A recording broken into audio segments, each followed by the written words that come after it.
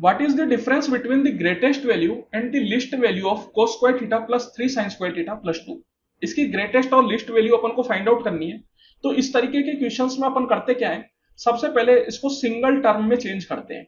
यहाँ पे आपको अभी दो टर्म दिख रहे हैं, cos स्क्वायर थीटा और sin स्क्वायर थीटा। तो सबसे पहले अपन क्या करेंगे, सिंगल टर्म में चेंज करेंगे। कैसे कर सकते हैं, देखिए cos square theta plus 3 sin square theta को मैं sin स्क्वायर थीटा अलग कर देता हूं और 2 sin स्क्वायर थीटा अलग कर देता हूं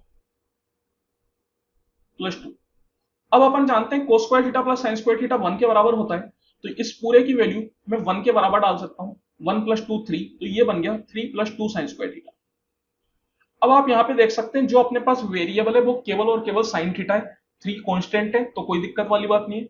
तो एक तरीके से जिस तरीके से sin थीटा की जो ग्रेटेस्ट वैल्यू और लिस्ट वैल्यू होगी, वही ओवरऑल ग्रेटेस्ट और लिस्ट वैल्यू में अपन उसको सोल्व कर सकते हैं।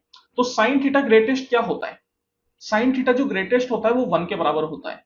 sin थीटा कभी भी 1 से ज्यादा नहीं जा सकता। तो sin स्क्वायर थीटा भी जो ग्रेटेस्ट होता है वो 1 के बराबर होता है। तो मैं बोल सकता हूं इसकी जो ग्रेटेस्ट वैल्यू होगी वो कितने के बराबर हो जाएगी, 3 plus 2 times 1 that is equal to 5। तो 5 इसकी ग्रेटेस्ट वैल्यू हो जाएगी।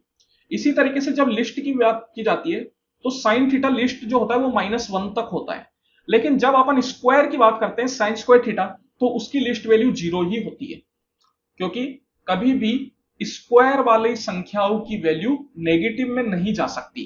तो उस वजह से साइन स्क्वायर थीटा जो होता है वो लिस्ट 0 तक ही होता है। तो लिस्ट वैल्यू जब अपन निकालेंगे तो 3 plus 2 times 0 that is equal to 3।